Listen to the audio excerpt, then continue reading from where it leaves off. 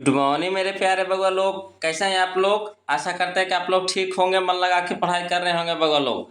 तो बगवा लोग हम लोग देख रहे हैं, है ना, 2025 मैट्रिक फाइनल परीक्षा 2025 का महत्वपूर्ण भी सब्जेक्टिव क्वेश्चन का सीरीज देख रहे हैं बगवा लोग, है ना। यह हमारा क्लास 10th का, है ना, हिस्ट्री सब्जेक्ट यानी इतिहास विषय से लिया गया क्वेश्चन है बगवा लोग। यह हमारा गेस्ट प्रश्न पत्र है ना, गेस्ट प्रश्न है। ये हमारा क्वेश्चन जो लिया गया है, हमने इसको क्वेश्चन बैंक से उठा करके लाया है बगवा लोग। जो हमेशा बार बार क्वेश्चन, है ना, आपको परीक्षा में देखने को मिलेगा, वही क्वेश्चन चुनिंदा चुनिंदा क्वेश्चन हम आपके लिए लाए हैं बगवा लोग, है ना।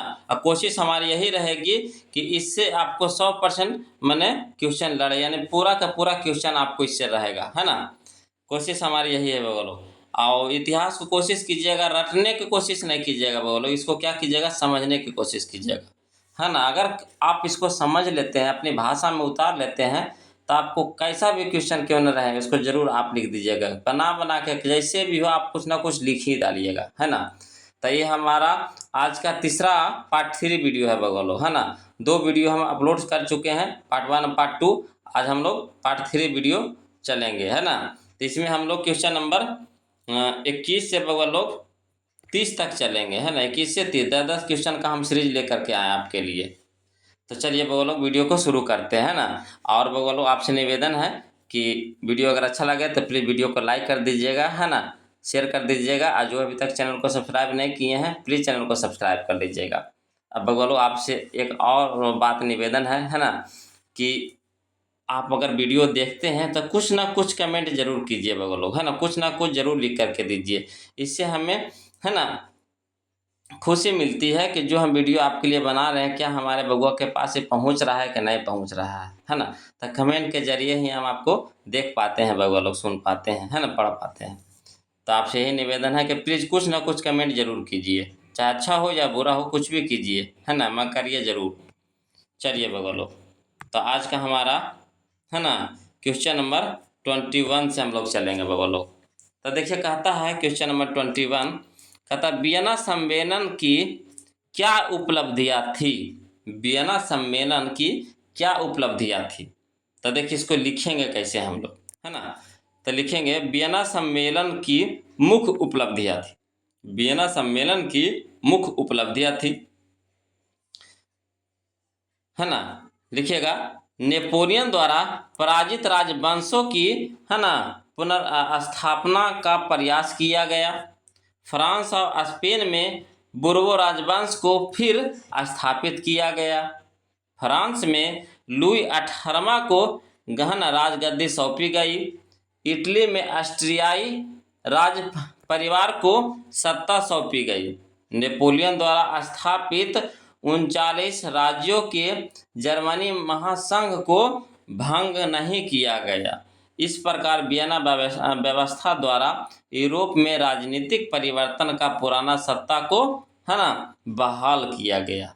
इस तरह से आप इसको लिख सकते हैं बगल लोग, वियना सम्मेलन की उपलब्धियों के बारे में, है ना। अगर इस तरह से लिखिएगा तो आपको नंबर परीक्षा में कटने की संभावना कम रहेगी, ना ही कटेगी, है ना। ये अपना भाषा में लिखा गया है, तो कोशिश यही रहेगा बगल लोग कि इसको आप अपने दिमाग में छाप लीजिए, उतार लीजिए, है ना।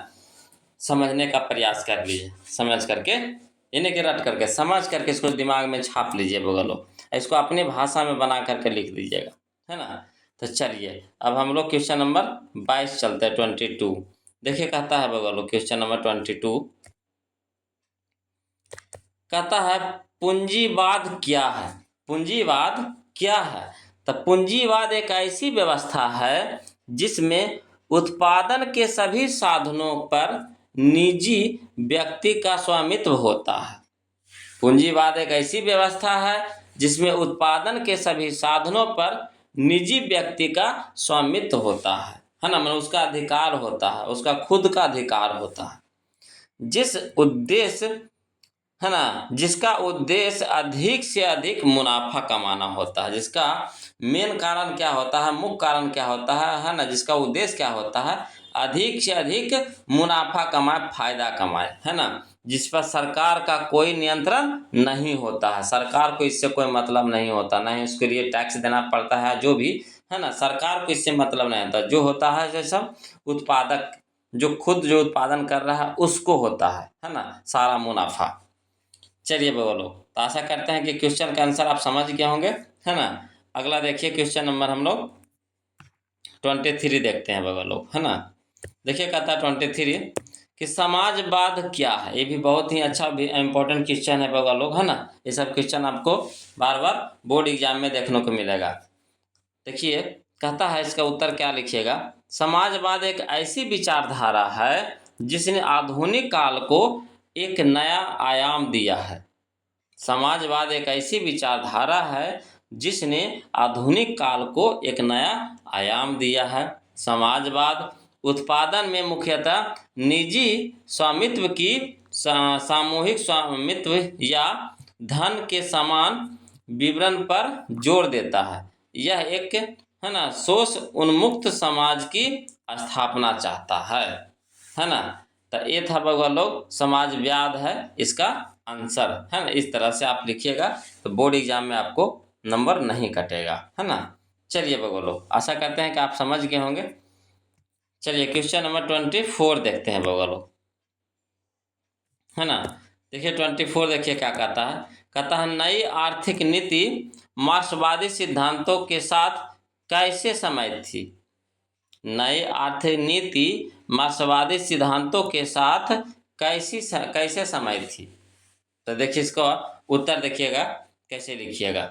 लिखिएगा समाजवादी व्यवस्था में व्यक्तिगत संपत्ति की अवधारणा नहीं थी, परंतु लेनिन ने तत्कालीन परिस्थितियों को ध्यान में रखते हुए किसानों को जमीन का स्वामित्व दिया, है ना।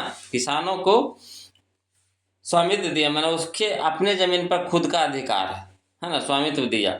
व्यक्तिगत स्वामित्व में उद्योग चलाने का भी अधिकार नई आर्थिक नीति में दिया गया, है ना। मैंने व्यक्तिगत स्वामित्व मैंने आप खुद से कोई, है ना, उद्योग चला सकते हैं, है ना, जिसपे आपका खुद का अधिकार होगा, सरकार से कोई इससे कोई मतलब नहीं होगा। स्पष्टता यह नीति मार्क्सवादी सिद्धांतों के साथ, है ना, समझौता थी। यह जो नीति बनाया गया था यह मार्क्सवादी सिद्धांतों के साथ एक क्या था, समझौता था। परंतु इससे सोवियत संघ की अर्थव्यवस्था में सुधार हुआ, है ना। परंतु इससे सोवियत संघ की अर्थव्यवस्था में क्या हुआ, सुधार हुआ। यही था बगलो नई आर्थिक नीति मार्क्सवादी सिद्धांतों के लिए, है ना, कैसे समय थे उस समय, उसका लिए कैसा समय था जो पूछ रहा है क्वेश्चन, है ना। तो आशा करते हैं कि आप लोग समझ गए होंगे बगलो। अब हम लोग चलते हैं क्वेश्चन नंबर 25 की ओर, है ना, 25 की ओर। देखिए क्वेश्चन नंबर 25 देखिए क्या कहता है। कहता है स्टालिन का परिचय दीजिए, है ना। स्टालिन के बारे में बताइए, स्टालिन कौन थे, है ना, क्या था, इसके बारे में परिचय दीजिए। तो कहता है लेनिन के बाद सत्ता स्टालिन के हाथों में आई, है ना। जब लेनिन का सत्ता खत्म हुआ तो उसके बाद स्टालिन के हाथों में इसकी सत्ता चली गई, है ना। सोवियत संघ ने विकास के लिए उसने 3 पंचवर्षीय योजनाओं द्वारा औद्योगिकीकरण को बढ़ावा दिया, कृषि शिक्षा में सुधार किया तथा श्रमिकों की स्थिति को बेहतर बनाने का प्रयास किया। साथ ही उसने ऐसी नीति बनाई जिससे सर्वाधिक, है ना, सर्वाधिकारी शासन की स्थापना हुई। तो ये था बाबा लोग स्टालिन का परिचय, है ना। अब हम लोग चलते हैं क्वेश्चन नंबर 26 की ओर। देखिए बाबा लोग कहता है 26 देखिए क्या कहता है। कहता है कि रूस की संसद को क्या कहा जाता है। बहुत ही अच्छा क्वेश्चन है ना। कभी कभी 1 नंबर में पूछता है ना, 2 नंबर में पूछता है बाबा लोग। तो इसको लिखिएगा कैसे कि रूस की संसद को क्या कहा जाता है। तो रूस की संसद को ड्यूमा कहा जाता है। क्या कहा जाता है, ड्यूमा, है ना, ड्यूमा कहा जाता है। चलिए अगला क्वेश्चन देखिए, क्वेश्चन नंबर 27, है ना। कहता है रूस की क्रांति के नेतृत्व में, रूस की क्रांति किसके नेतृत्व में हुई। जो रूस की क्रांति हुई किसके नेतृत्व में हुई, इसके बारे में आपको बताना है। तो लिखेंगे इसका उत्तर में 1917 ईस्वी की रूसी क्रांति, है ना, बोल्शेविक दल के नेता लेनिन के नेतृत्व में हुई। अब बताइए, यहाँ पे देखिए आपको, ये तो आप लिखिए दीजिएगा, यहाँ से देखिए ऑब्जेक्टिव कितना बन रहा। कहता है रूसी क्रांति कब हुई थी, रूसी क्रांति कब हुई थी, तो 1917 में, है ना। फिर देखिए कह रहा है बोल्शेविक दल के नेता कौन था, बोल्शेविक दल के नेता कौन था, तो लेनिन था, है ना। बोल्शेविक दल के, है ना, बोल्शेविक दल के नेता कौन था, तो लेनिन हो गया। अब देखिए रूसी क्रांति कब हुई, तो 1917 में हुई, है ना। 1917 में कौन सी क्रांति हुई, तो रूसी क्रांति हुई। मैंने उलट उलट के पूछेगा, है ना। लेनिन किस दल का नेतृत्व कर रहा था, तो बोल्शेविक दल का, है ना। इस तरह से आपको उलट उलट के क्वेश्चन पूछेगा, है ना, घुमा घुमा के। तो अगर आप सही से पढ़े रहेंगे, है ना, तो आपको क्वेश्चन का जवाब देने में दिक्कत नहीं होगी बगलो। इसलिए क्या कीजिए, इसको एकदम मथ लीजिए, है ना, घोर के पी जाइए। चलिए, एकदम दावा है कि आपको जो सीरीज हम आपके लिए लाए हैं, इससे आपको एक क्वेश्चन भी नहीं छूटेगा बोर्ड एग्जाम में, है ना, ये दावा है हमारा। कोशिश कीजिए कि इसको एकदम घोर के पी जाइए। चलिए आगे क्वेश्चन देखते हैं बगलो। क्वेश्चन नंबर 28 कहता है कि रूस की क्रांति ने पूरे विश्व को प्रभावित किया, रूस की क्रांति ने पूरे विश्व को प्रभावित किया, किन्हीं दो उदाहरणों द्वारा स्पष्ट करें, है ना, किन्हीं दो उदाहरणों द्वारा स्पष्ट करें। तो चलिए बगलो, इसको हम लोग कैसे लिखेंगे, ये देखिए। तो इसको लिखेंगे कि रूस की क्रांति ने पूरे विश्व को प्रभावित किया, इसके दो उदाहरण इस प्रकार है। क्वेश्चन को ही हम लोग आंसर बना के लिख दिए पहले, अब इसका दो उदाहरण देना है। तो चलिए, है ना, दो उदाहरण दीजिएगा बगल। लिखिए, हम पहला पॉइंट बाय पॉइंट करके यहाँ पे दर्शा दिए हैं, आपको दो ही देना है ना। यहाँ पे हम 3 को लिख दिए हैं, मगर आपको 2 ही देना है। जब 2 को कहेगा तो 2 को देंगे, 3 को कहेगा तो 3 को देंगे, है ना।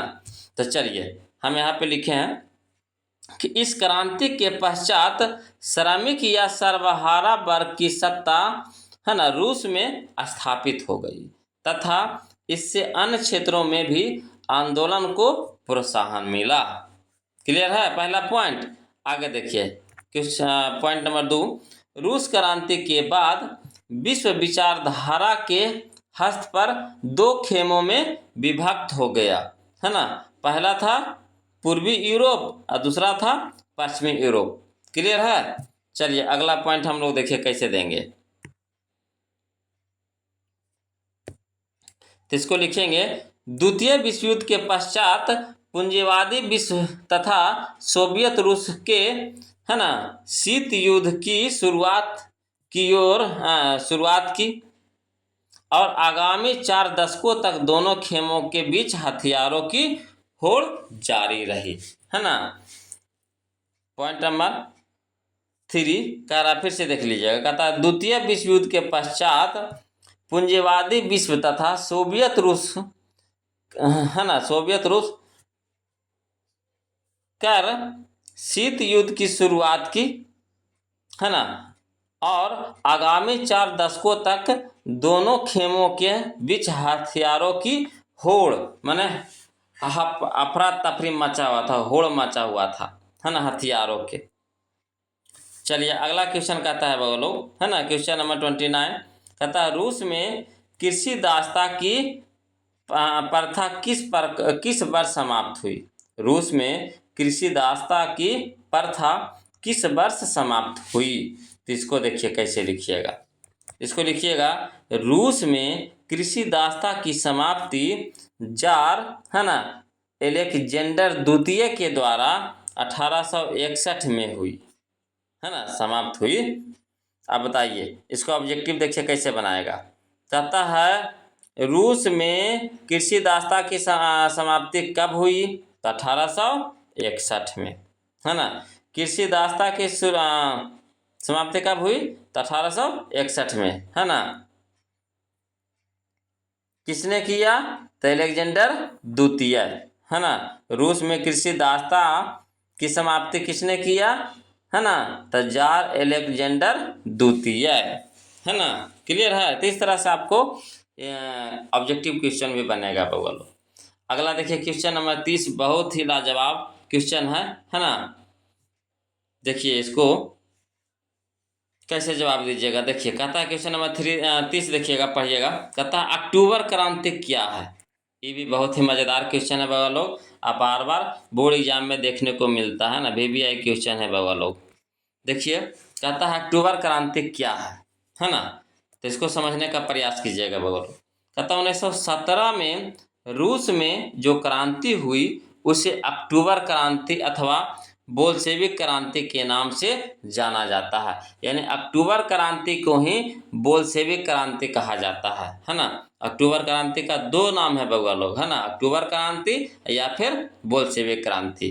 कब हुआ था बउआ लोग, तो 1917 में, है ना। आगे देखिए, यद्यपि यह क्रांति 7 नवंबर 1917 को हुई थी। अब बताइए अक्टूबर क्रांति कब हुई थी, तो 7 नवंबर 1917 में, है ना।